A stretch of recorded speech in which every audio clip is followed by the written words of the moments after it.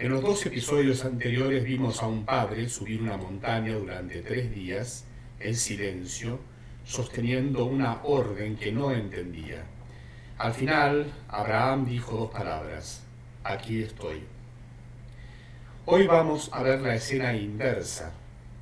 Un hijo clavado a un madero, agonizando, que en el momento decisivo pronuncia una frase que es exactamente lo contrario de aquí estoy. Una pregunta sin respuesta dirigida a un padre que calla. Si Abraham se enfrentó al deseo de un otro que hablaba sin explicarse, hoy vamos a ver qué pasa cuando ese otro directamente deja de responder.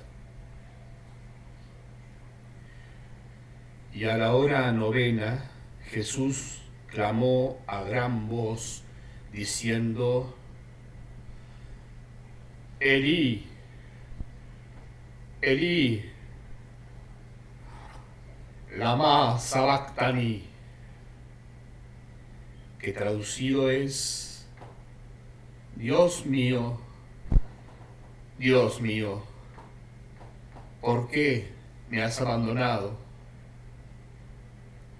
Y algunos de los que estaban allí al oírlo decían: a Elías llama este. Y corrió uno, y empapando una esponja en vinagre y poniéndola en la caña, le dio a beber.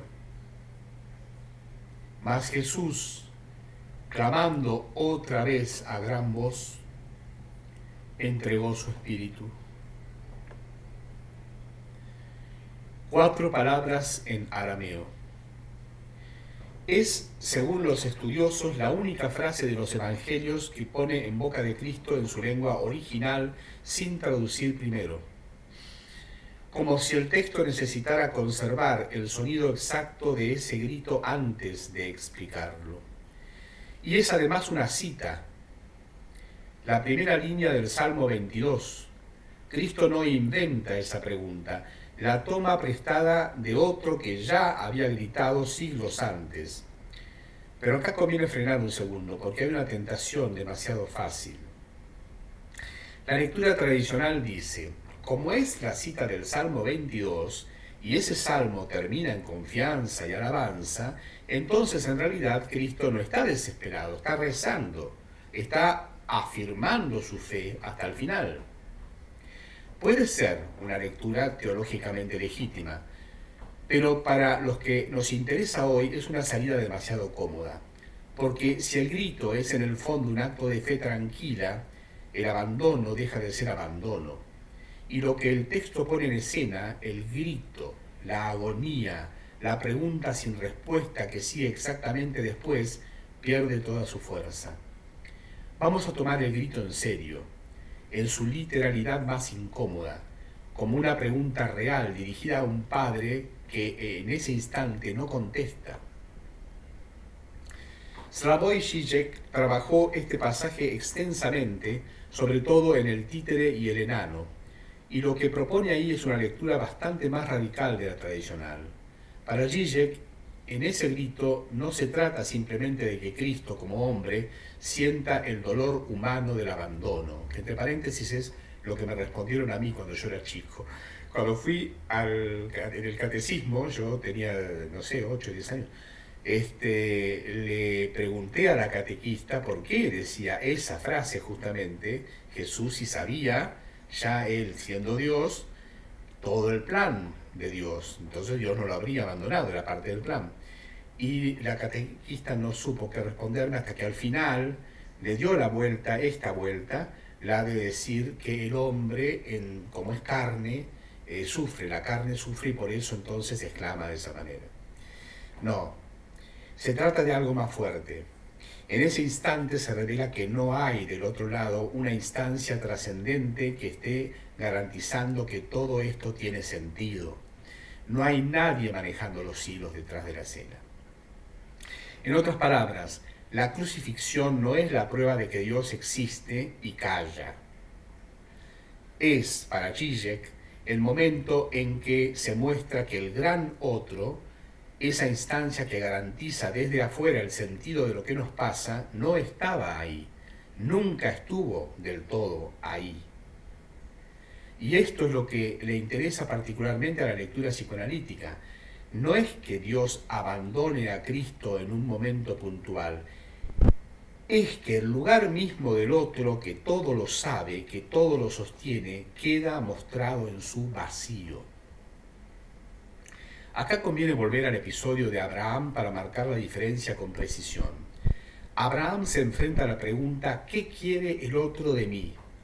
El otro hablaba, ordenaba, exigía, aunque sin explicarse del todo. Había ahí un otro pleno, opaco, pero presente, sosteniendo el lugar desde donde la orden se emitía. Cristo en la cruz se enfrenta a algo distinto y en cierto sentido más radical.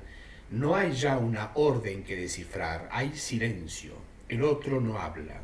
Y eso obliga a formular otra pregunta. Ya no es ¿qué quiere?, sino directamente ¿está? Esto es lo que Lacan formaliza bajo el concepto de la falta en el otro.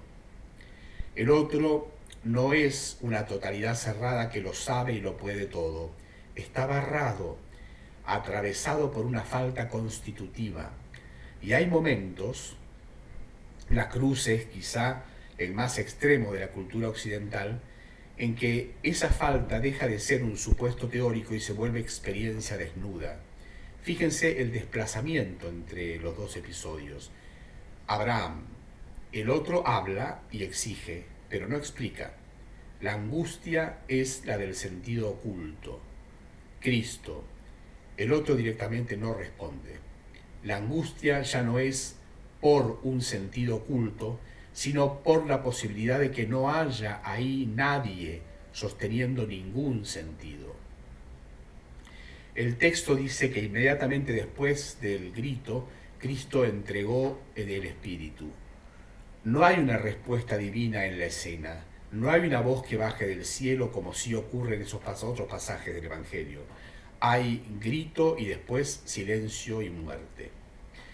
Y ese silencio, importante subrayarlo, no es simplemente el final trágico de una historia, es para la lectura que venimos construyendo el punto donde el relato bíblico pone en escena de la manera más cruda posible lo que el psicoanálisis lacaniano formaliza como estructura, que el otro, ese lugar del que esperamos garantía y sentido, está fundamentalmente incompleto.